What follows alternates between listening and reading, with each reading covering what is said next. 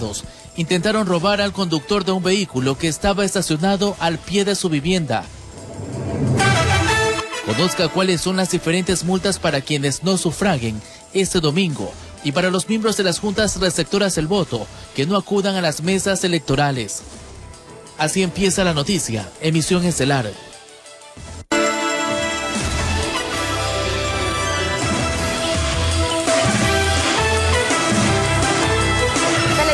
Buenas noches, bienvenidos. Compañeros, buenas noches también. Compañeros y amables televidentes, gracias por preferirnos. Así es, compañeras, tenemos lo último de la información nacional e internacional. Y más adelante, asesinan con varios disparos a una mujer en la vía a Salitre. Los detalles de este nuevo hecho violento en minutos. Por ahora les contamos que Andrés Arauz, candidato de UNES, realizó el cierre de su campaña en el Parque El Arbolito, ubicado en el centro norte de Quito. En el evento no estuvo presente el candidato a vicepresidente Carlos Rabascal. Veamos.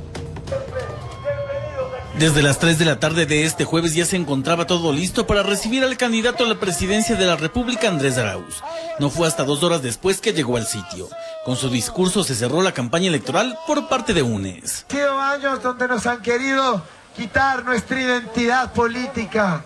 Han querido prohibir nuestra forma de pensar.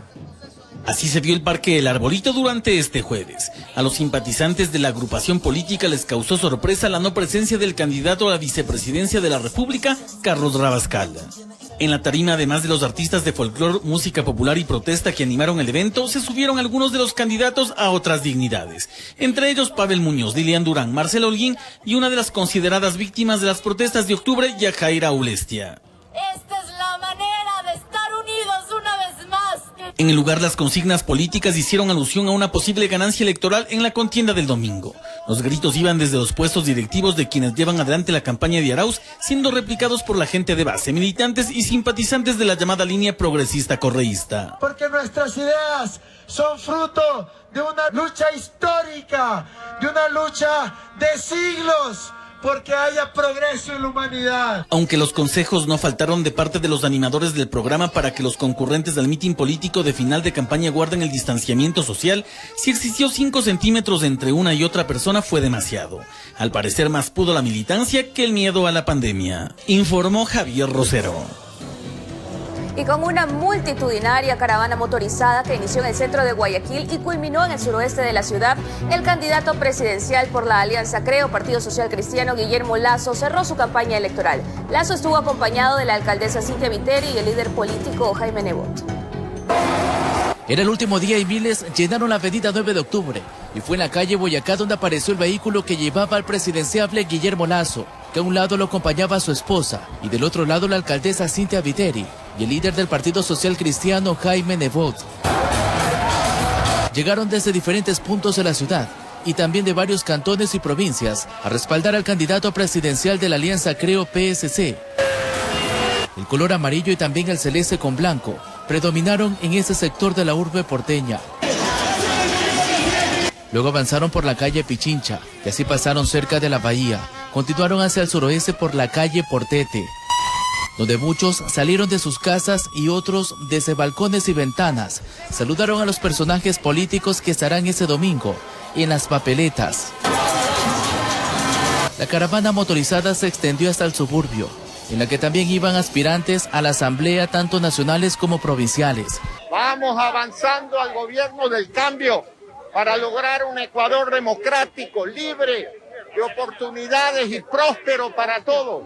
Así el candidato a la presidencia de la República, Guillermo Lasso, culminó su recorrido por diferentes ciudades y provincias y puso fin a su campaña electoral, informó Charlie Pisa. Y los candidatos presidenciales llevaron a cabo los cierres de sus campañas políticas previo al inicio del silencio electoral de cara a los comicios de este domingo. Jimena Peña de Alianza País cerró su campaña electoral en la provincia de Los Ríos. La aspirante a la presidencia indicó que se siente agradecida por el cariño recibido de los ecuatorianos a lo largo de su campaña y anticipó que después de votar este domingo en Cuenca, esperará los resultados en la sede de su partido en Quito. Mientras que el candidato Juan Fernando Velasco realizó su cierre de campaña en el Carmen, Manabí, con una caravana que lideró movilizándose en su motocicleta como de costumbre. Gustavo Larrea, aspirante a Carondelet por Democracia Sí, primero dio una rueda de prensa en la capital de la República. Tendremos sentido de urgencia con las tareas que la patria tiene y actuaremos con absoluta sensatez. No somos aventureros. Para luego ir en una caravana por el norte de Quito, pues quiso visitar las parroquias rurales y saludar a su gente. Asimismo, Gerson Almeida estuvo en Quito, pero también visitó Guayaquil para destacar su política provida. Los hijos de la patria tienen que levantarse. El voto del ecuatoriano no es un voto por tendencia política, es un voto por la vida, es un voto por la familia. Estuvo acompañado de su binomio y de algunos candidatos a la Asamblea Nacional como Rocío Juca, quien lidera la lista. Por otra parte, Yacu Pérez escogió Cuenca y reiteró que trabajará por cada uno de los ecuatorianos. Bueno, yo no estoy atado a la banca ni a los organismos multilaterales. A los únicos que me debo estas manos no están sino atadas a mi pueblo. Guillermo Celia, auspiciado por el partido Suma, finalizó sus actividades antes de los comicios en Manabí, específicamente visitó Manta y Portoviejo.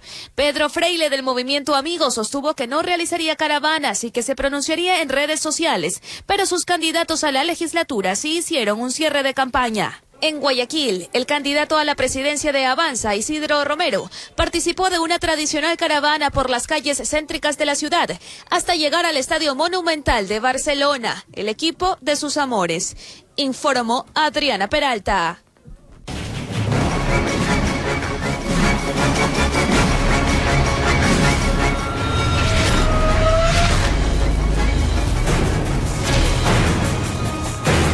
Tres sujetos fuertemente armados intentaron robar al conductor de un vehículo que se encontraba estacionado al pie de su vivienda en el norte de Guayaquil. La víctima se percató de las intenciones de los sospechosos, por lo que dio marcha al automotor y huyó de la escena. Carlos Julio Gurumendi con los detalles.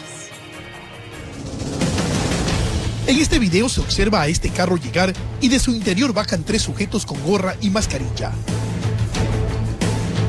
quienes caminan campantemente, mientras que una cuarta persona los espera en el interior del automotor, quedándose a un costado, estacionado.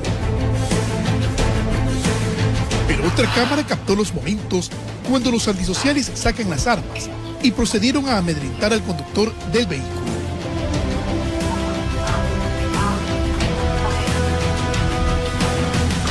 La víctima enciende el automotor y huye del lugar. Los sujetos no les queda otra opción que caminar hacia el carro que llegaron. Se suben y se marchan. Esto sucedió en la quinta etapa de la Ciudadela Alborada, norte de Guayaquil.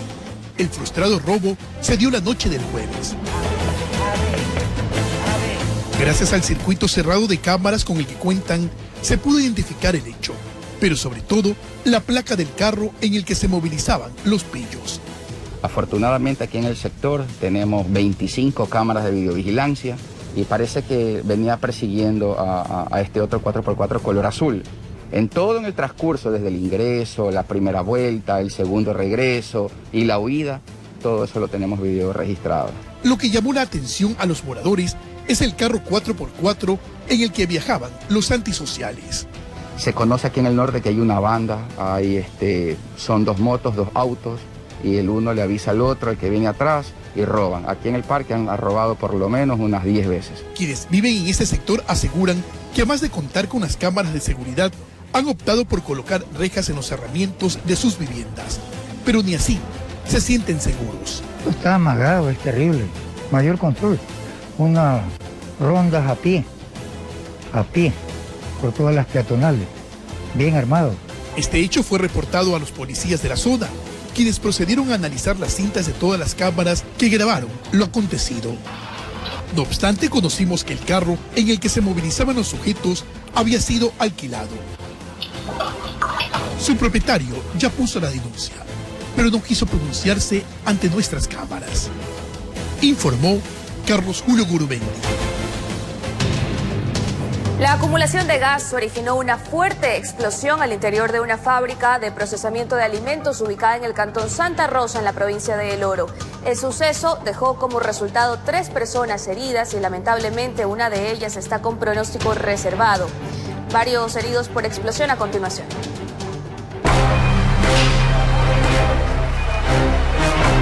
Una fuerte explosión registrada al interior de esta empresa procesadora de alimentos para camarón dejó como resultado 3 personas heridas, la destrucción de techos, paredes y un auto.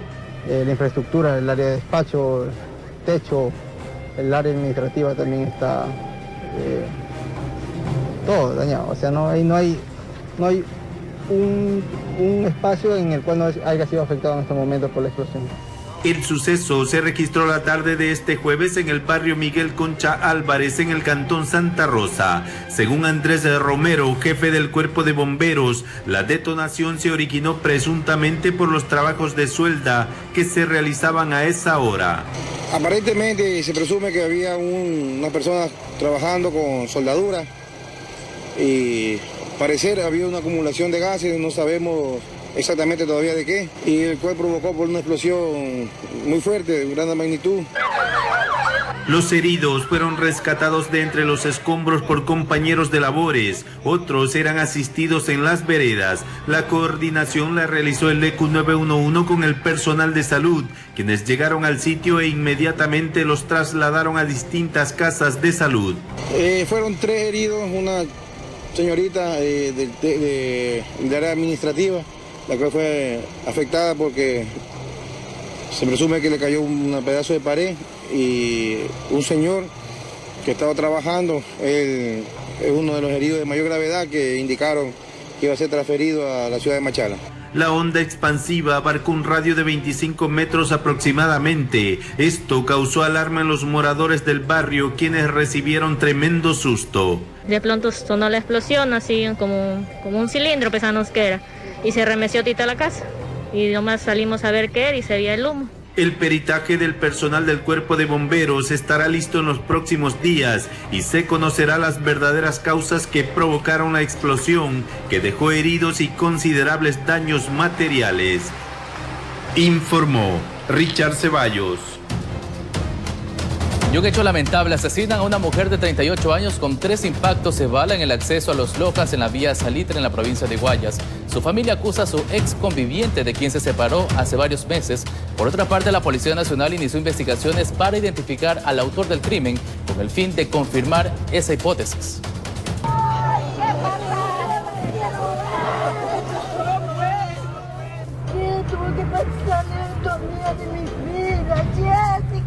La mataron mientras salía de una casa vendiendo los productos que le permitían sustentar sus necesidades en la comunidad Palo de Iguana, Los Lojas, vía Salitre.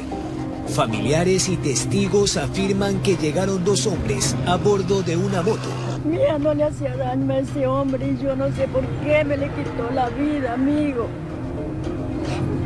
Dando sus 3 hijos. Él la buscó, dice que la cogió de aquí, los que han visto de aquí. La ha puesto aquí. Por aquí así. Disparo. No sé, disparo, sí. Porque la familia de nosotros es una familia muy pobre. Queremos ayuda, justicia, para que no se burle él de nosotros. Jessica Castro tenía 38 años de edad. Hace varios meses se había separado de su pareja porque la cotidianidad era insostenible, según su madre. Nunca le dejaba contestar el teléfono, siempre decía no está. No le dejaba ni a ella ni a la bebé que ella cargaba. El crimen alteró a toda la población. Elementos de la Policía Judicial iniciaron la búsqueda de los presuntos autores. Deben confirmar esa información. Sí, estamos confirmando y también tratando de la ubicación de este ciudadano para ver el grado de participación que tuvo que tener en este hecho delictivo. Lo único que pido que no se quede en la impunidad, como todos los crímenes que se quedan. ¿Cuántos muertos hay y sigue eso? En impunidad. Se trata del primer femicidio cometido en Daule y golpea a la familia Castro Acosta. En medio del temor por el COVID, intenta asimilar el suceso que les partió la paz. En vía Salitre, con cámara de Hilario Vera, informó Jorge Escobar. Guardacostas de la Armada del Ecuador detuvieron a 22 personas en alta mar cuando se movilizaban en 9 embarcaciones cerca de Puerto Vaquerizo Moreno en Galápagos por transportar 1.000 galones de cocaína líquida mezclada con gasolina. La Policía Nacional ejecutó las pruebas de campo confirmando el ilícito para posteriormente determinar la cantidad exacta de la sustancia que era trasladada. Los aprehendidos serán procesados en las próximas horas por las autoridades judiciales. La Fiscalía General del Estado ya tomó el procedimiento legal correspondiente en este caso.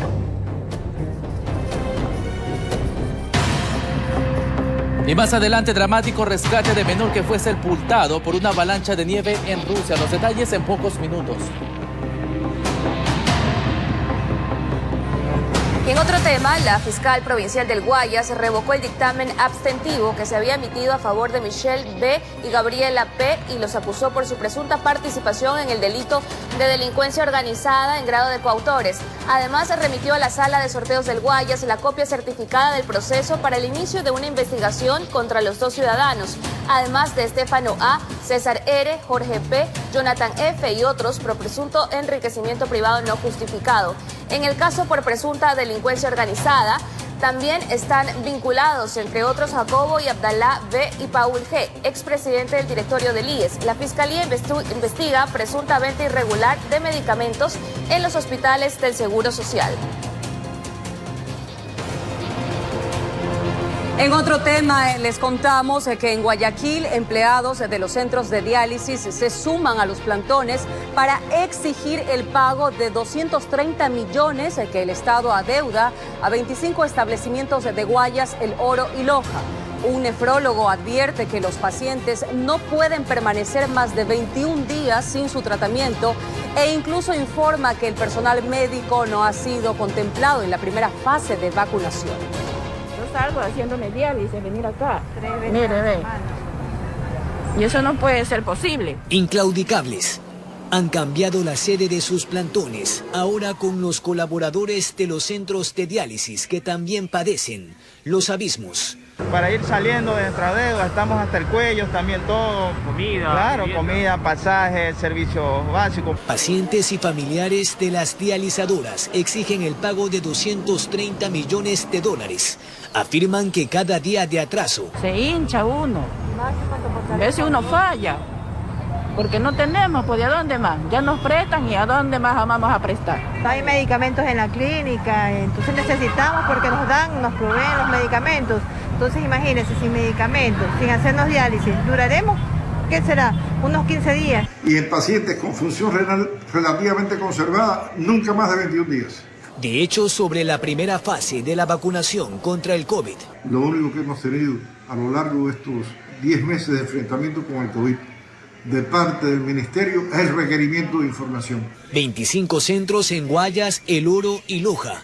Más de 4.000 pacientes en un péndulo que siembra temores. A la espera del compromiso de pago por escrito por parte del Ministerio de Salud Pública ante el ofrecimiento que nos hicieron de que nos van a cancelar este mes de febrero 4 meses de lo que nos adeudan de más de un año. Hay centros de diálisis que apenas se les pagó hasta noviembre del 2019. Se niegan a que su grave enfermedad y la falta de dinero los empiece a acercar. Al amanecer, informó Jorge Escobar.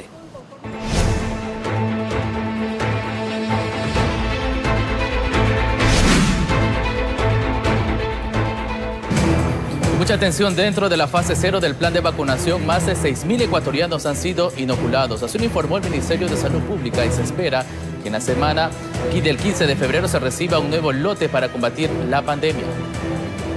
Mediante un boletín de prensa del Ministerio de Salud Pública, informó que se han inoculado a 6.228 ecuatorianos en las 24 provincias del país dentro del Plan Nacional de Vacunación contra la COVID-19.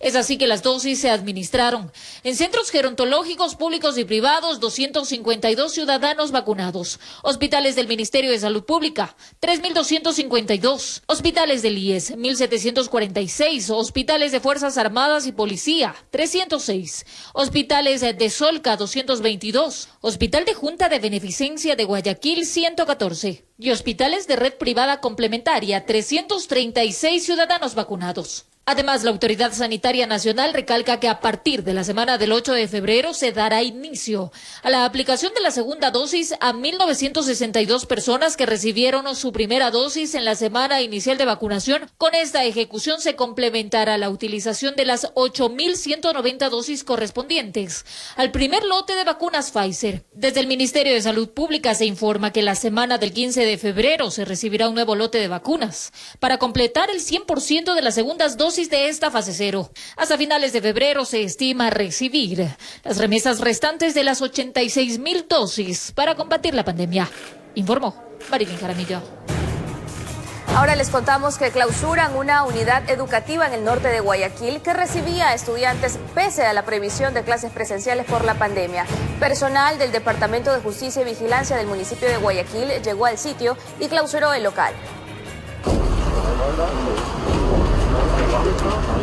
El operativo se desplegó en el sector de Los Ceibos, al norte de Guayaquil. El Departamento de Justicia y Vigilancia del municipio había recibido la denuncia que un plantel educativo estaba funcionando y para esto autoridades fueron a inspeccionar el lugar. De ahí los resultados de las indagaciones. Ya habíamos sido advertidos de lo que esto iba a ocurrir. Más o menos contabilizamos entre 20 y 25 niños prácticamente uniformados, eso sí con mascarilla, pero no podían estar aquí. Luego que hemos venido, hemos visto que han ido saliendo aquí aproximadamente entre 50 y 100 docentes, entre docentes, empleados y otro tipo de personas que han estado aquí dentro de esta institución. En cuestión de minutos, los colaboradores del lugar tuvieron que retirarse del sitio y luego autoridades aplicar las sanciones respectivas. La clausura inmediata de este establecimiento que fue advertido, así como todos los establecimientos educativos en la ciudad, de la prohibición absoluta de que concurran estudiantes a cualquier tipo de actividad, sea clases, sea exámenes, despedida, lo que sea. Son 2 establecimientos sancionados en los últimos meses y las autoridades recalcaron que se seguirán realizando este tipo de acciones constantemente, haciendo respetar las medidas aplicadas en este tiempo de pandemia. De su parte, los representantes de la entidad educativa no quisieron referirse respecto a las acciones por parte del municipio. De un expediente administrativo sancionador. Usted tiene el derecho de acudir, concurrir al despacho, presentar todos sus alegatos, hacer el derecho a la defensa que le corresponde. Se les ha indicado que no se puede, la situación en estos últimos días se ha agravado en la ciudad, peor aún en esta época y en estas condiciones podía haber hecho lo que hizo hoy, de tal manera que así como procedimos ya meses atrás con otro colegio, hoy le tocó a este colegio. Pero el Ministerio de Educación, por medio de un comunicado, aseguraba que continúan suspendidas las clases presenciales. Estudiantes se mantienen en la modalidad Aprendamos Juntos en casa, informó Julio César Saona. El Colegio de Médicos de Pichincha solicita al COE Nacional que se aplique la ley seca y se restrinja la movilidad durante todo el feriado de carnaval. Esto por el incremento de casos COVID y saturación de los hospitales. El aumento de pacientes graves por COVID-19 con un sistema hospitalario trabajando al límite de su capacidad preocupa al gremio de médicos de Pichincha. Según sus estadísticas, más de 1.000 personas se infectan al día en el país y en este último mes se ha duplicado el exceso de mortalidad. Un paciente por minuto se está infectando en el Ecuador. Un paciente muere cada hora en el país por COVID. Según el presidente del gremio, los últimos feriados dejaron como saldo más contagios y una demanda alta de pacientes para hospitalización. A esto se suma que los ciudadanos no ponen de parte y por esta razón solicita al COE Nacional tomar medidas más severas en los días de asueto por carnaval. En el feriado tiene que haber una ley estricta, una ley seca estricta, porque hemos visto que el consumo de alcohol hace que el aumento de del riesgo de transmisión sea más alto. Otro de los pedidos de los médicos es que se restrinja la movilidad en el feriado por los casos reportados de la nueva variante británica. Porque esta variante tiene una alta transmisibilidad. A pesar de que se ha indicado que ya se ha realizado el cerco epidemiológico, no le da una garantía del 100% de que no exista una fuga. De su parte, el COE Nacional exhorta a los 221 municipios del país a que establezcan normas para controlar aforos en diferentes espacios públicos, además de establecer estrategias que permitan minimizar las aglomeraciones, ya que el feriado de carnaval se mantiene. Que por ley no lo podemos suspender por cuanto está en firme, es una ley aprobada por la Asamblea, es la ley de feriados, y ahí se necesita pues la colaboración de los GATS también. Hay posiciones diversas, por un lado la reactivación económica y por otro lado la situación epidemiológica del país por la pandemia. Este equilibrio, ¿no?, entre lo sanitario y lo económico, porque también hay cámaras de turismo que también hacen gritos desesperados por ayuda. Informó Priscila Cadena. Y cambiando de tema, este viernes los jueces de la Corte Nacional de Justicia designarán a su presidente, siendo esta la primera vez en que existen 4 postulantes para dicho cargo. Al ser el voto secreto, las conversaciones para ganar adeptos no cesan.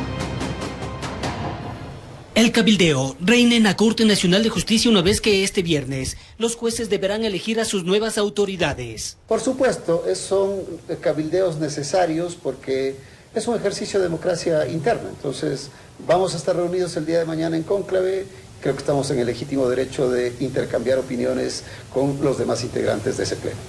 José Swing, el actual presidente subrogante desde hace unos 15 días, luego que Paulina Aguirre culminó su periodo, aspira a seguir ocupando el sillón de la presidencia en la Corte. Una vez que mi situación jurídica se ha clarificado y que ya hay una decisión del Consejo de la Judicatura en respetar nuestros periodos, porque ese era un tema que estaba judicialmente sub judice, yo también podría aspirar a la presidencia. La jueza Daniela Camacho quiere tomar la posta y convertirse en la segunda mujer en presidir este alto tribunal de justicia ordinaria.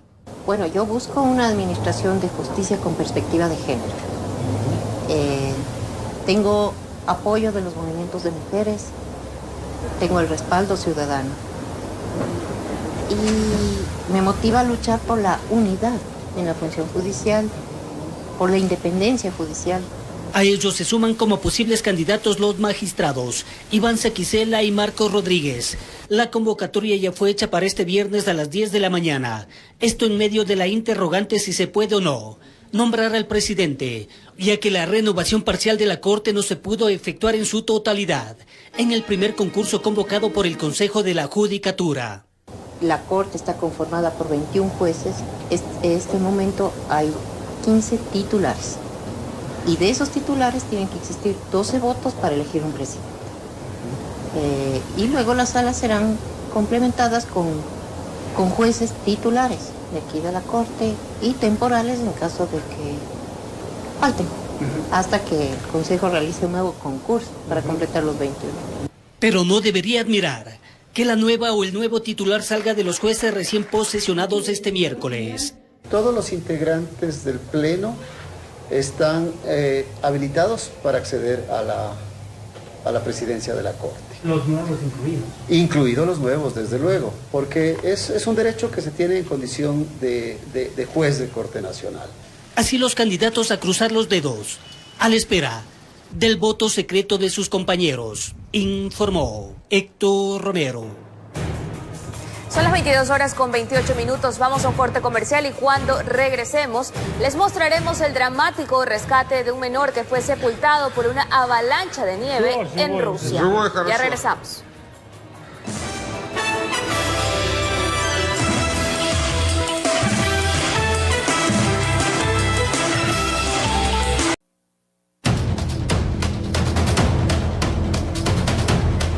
Gracias por continuar con nosotros y como lo habíamos anunciado, desde Rusia nos llegan las imágenes de los dramáticos momentos del rescate de un adolescente de 15 años quien había quedado atrapado bajo la nieve tras una avalancha cerca de la localidad de Tilichiki en la región de Kamchatka. Según testigos, gran cantidad de nieve cayó sobre el menor cuando cavaba un túnel, por lo que inmediatamente dieron aviso a las autoridades. Trabajadores del Ministerio de Emergencias llegaron al sitio y lograron salvar al joven. Cambiamos de tema y regresamos al ámbito nacional porque inició la fase 3 de la entrega del bono de protección familiar que otorga el gobierno central para familias afectadas en su economía tras la pandemia. No importó las altas temperaturas bajo un día soleado. Para estas mujeres les fortalecía la idea de que en pocos minutos más iban a recibir un aporte económico desde el gobierno central. Ellas ya tenían distribuido en qué ocuparían el dinero. en medicina y comida de mi esposo. Ya, ¿está enfermito su esposo? Una discapacidad. No puede trabajar porque era una persona, que es diabético, hipertenso, más una válvula en el cerebro. ¿Cómo puede trabajar? Para la comida de mis niños. Esas fueron las historias que encontramos en los exteriores de las agencias de Ban Ecuador tras el inicio de la tercera fase del bono de compensación familiar, el cual se trata de un aporte de $120 por una sola vez a quienes hayan resultado muy afectados por la pandemia en el país. La cuarta fase se tiene prevista que arranque entre los meses de marzo y abril. El bono de protección familiar es un bono de contingencia que está destinado para aquellas familias que están en pobreza extrema, en condición de vulnerabilidad, que no reciben ningún tipo de bono ni de pensión, es decir, que están por fuera de nuestra red de protección social. El ministro hace un llamado para que no se dejen engañar por parte de personas que aseguran tramitar el bono a cambio de cierta cantidad de dinero. Detalló que ellos fueron inscritos hace algún tiempo por personal del registro social quienes visitaron casa por casa. Recuerden que se puede pagar con el dígito de cédula. Por ejemplo, las personas que terminan su cédula en 1 cobran el 1, el 11 y el 21 y así sucesivamente, no solamente en Ban Ecuador, sino también en los corresponsales no bancarios. Informó José Morales. Y 7 personas fueron detenidas luego de un operativo realizado por la policía en el suroeste de Guayaquil. Durante la intervención policial, los delincuentes intentaron escapar en una lancha en el Estero Salado. Según los uniformados, en el sector habría disputas por territorio para el expendio de drogas. Desde el aire, la policía patrullaba el sector de La 50 y Rosendo Avilés, suburbio de Guayaquil. En el sitio se habría intervenido a 9 domicilios y detenido a 7 personas, quienes estarían involucradas en el expendio de drogas y lucha por el territorio. En este sector tuvimos varias tentativas de asesinato y estas tentativas eran directamente vinculadas con el tema de territorialidad. Aquí se pueden ustedes dar cuenta que de las 9 casas que se han intervenido en esta cuadra, las 9 casas han tenido droga. Entre las evidencias se encontró droga, presumiblemente marihuana y cocaína, así como 2 armas de fuego. Una aparentemente es un arma de fuego de juguete, pero que indudablemente teníamos información que con esta arma de un tipo fusil amedrentaban a la gente y ocasionaban daño. La policía no descarta que las personas detenidas estarían involucradas en otro tipo de delitos. Asimismo, una de las formas de evitar a los policías era la vía de escape fluvial en el estero, informó Eric Zambrano. Y en otro ámbito de la información, 8.307 personas privadas de libertad estuvieron habilitadas para sufragar en 39 centros penitenciarios del país, con lo que inició el proceso electoral. La votación de los internos se desarrolló bajo todos los protocolos de bioseguridad. Veamos. Con normalidad se desarrolló este jueves la votación de las personas privadas de libertad en 70 juntas receptoras del voto a nivel nacional. La inauguración por parte de las autoridades del Consejo Nacional Electoral se desarrolló en el Centro de Privación Provisional de Libertad en el norte de Quito. Gracias por ser parte de este Ecuador diverso y que gane la democracia al final de la jornada. En la provincia del Guayas, 4.120 internos ejercieron su derecho al voto. En los centros carcelarios, el proceso arrancó a las 7 de la mañana. Es tan importante que se ejerce el derecho al voto aquí en este centro de rehabilitación como en los otros, como el voto que se va a ejercer el domingo 7 de febrero. Aquí en la ciudad de Guayaquil son aproximadamente 400 votantes los que vamos a tener en las diferentes juntas receptoras. En el Centro de Privación de Libertad Azuay número 1 sufragaron 90 hombres y 15 mujeres. Se encuentran ejerciendo el voto y hemos instalado en este centro una junta de hombres y una junta de mujeres. En la provincia del Oro, los internos cumplieron con este proceso democrático, mientras que en Manabí se realizó esta jornada en los centros penitenciarios de Libertad de Portoviejo, Sucre y Jipijapa. En Manabí tenemos un promedio de 680 más o menos electores en este proceso, ¿no? En el caso de la provincia del Oro, teníamos 492 en este centro empadronados y 18 en el Centro de Rehabilitación de Saruma, donde alberga mujeres. Debido a la pandemia, en los centros carcelarios estuvo restringido el ingreso. Lamentablemente, por el aforo y los espacios que tenemos, no hemos podido compartir con la prensa, y en cuanto a los observadores, aquellos que han requerido estar presentes, se las ha acreditado. En 39 centros de privación de libertad del país, distribuidos en 20 provincias, 8.307 internos sin sentencia condenatoria ejecutoriada estuvieron habilitados para el sufragio. Las votaciones se dieron cumpliendo con los protocolos de bioseguridad y el control de las fuerzas del orden. Nosotros hemos desplazado alrededor de 1.252 hombres en los 39 centros penitenciarios a nivel nacional. Además, nosotros hemos reforzado con nuestro personal de agentes de seguridad penitenciaria a fin de que la parte de la seguridad física de las instalaciones y del proceso electoral se cumpla a cabalidad. Para este viernes está previsto el voto en casa, informó Roselena Vázquez.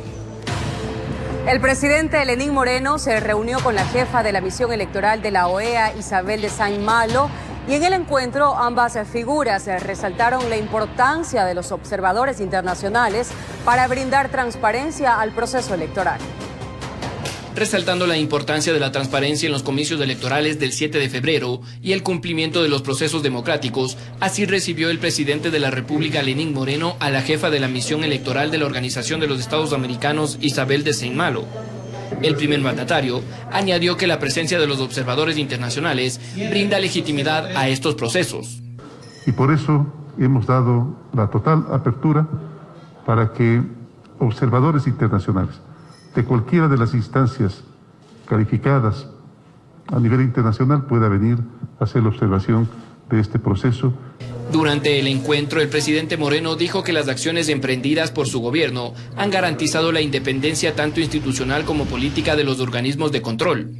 Como debe ser en una democracia en la cual no hay nada que ocultar, en una democracia en la que todo tiene que funcionar transparentemente, honestamente. Por su parte, Saint-Malo resaltó la receptividad y apertura de las instituciones ecuatorianas ante las observaciones de sus delegados. Hemos sido testigos de la receptividad a esas recomendaciones, de los esfuerzos que han hecho las autoridades electorales por acogerlas y superar los pequeños obstáculos que son parte de todo proceso electoral. Alrededor de 3.000 observadores entre nacionales e internacionales estarán acreditados por el CNE para el presente proceso electoral, entre los cuales estarían 206 delegados de organismos internacionales como la Unión Europea, OEA, la Unión Interamericana de Organismos Electorales, la Asociación Mundial de Organismos Electorales, entre otros. Informó Mauricio Sánchez. Y el cierre de campaña de Antonio García, candidato a la Asamblea Nacional por el Movimiento Democracia Sí, se efectuó en la parroquia Pascuales, al norte de Guayaquil. García reiteró lo que hará en caso de llegar al legislativo. En la parroquia Pascuales se concentró Antonio García, candidato a la Asamblea por Democracia Sí. Yendo puerta a puerta y conversando con los habitantes del lugar, cerraba su campaña dando un claro mensaje de lo que hará de ganar la elección. Tenemos una institución como la Asamblea totalmente desprestigiada, con un menos de 2% de aprobación, y yo creo que esta es la circunstancia perfecta para que los ciudadanos de bien vayamos a generar un cambio en la Asamblea, que vayamos a buscar ese cambio que no se nos ha presentado, porque si seguimos esperando que alguien nos salve, no va a llegar nunca esa salvación. Que hay muchos temas por tratar, entre ellos educación, seguridad y salud, impulsar leyes que beneficien a los ecuatorianos. Ese es el objetivo. Vamos a ir a trabajar por la Asamblea comprometidos para cambiar las cosas. Necesitamos dos cosas fundamentales que las tenemos en este momento, que son compromiso con el servicio y voluntad política de hacer las cosas, para poder trabajar en ejes específicos como la salud, para poder eliminar, para empezar, el examen de acceso a la educación superior, que lo que hace es castrar la vocación productiva de nuestros jóvenes. Y continuó su recorrido por Pascuales, concluyendo su campaña, esperando el decisivo domingo electoral. Informó Julio César Saona.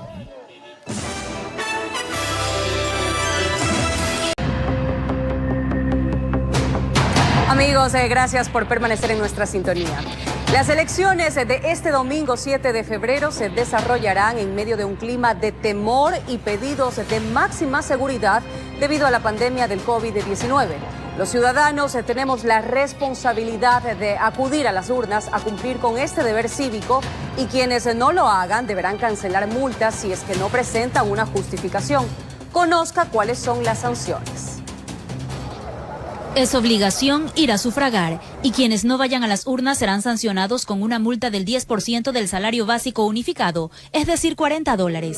Solo serán exonerados de pagar la multa quienes presenten una justificación válida. Las personas que tengan síntomas o que cuenten con riesgo de que estén contagiados pueden hacerse las pruebas, y si el Ministerio de Salud Pública les da el descanso médico, podrían exonerar la multa por no presentarse. La misma justificación aplica para las personas que, siendo miembros de las juntas receptoras del voto, no se presenten este domingo a la mesa electoral asignada por el CNE por padecer de COVID-19 u otra dolencia. La multa será del 15% del salario básico unificado, que es $60. A esto súmele $40 si no asistió a la capacitación que dio el Consejo Nacional Electoral, y si además no sufraga, deberá pagar $40 más, porque las multas son acumulativas. Quiere decir que en total será sancionado con $140. La multa más grave sería para las personas que se instalan en la mesa y se retiran del recinto electoral, ya que cometen una infracción grave que podría llegar a ser de 20 salarios básicos. Quedan exentos del pago entonces los ciudadanos que comprueben con un certificado descanso médico validado por el Ministerio de Salud Pública o por el IES, calamidad doméstica, ausencia del país el día de las elecciones, aquellos que tengan voto facultativo, es decir, policías, militares, adolescentes menores de 18 años y extranjeros. Para estos ciudadanos, los certificados de exoneración no tendrán ningún costo. Informó Roselena Vázquez. Y de esa manera finalizamos esta edición estelar. Gracias por su sintonía. Un abrazo para todos.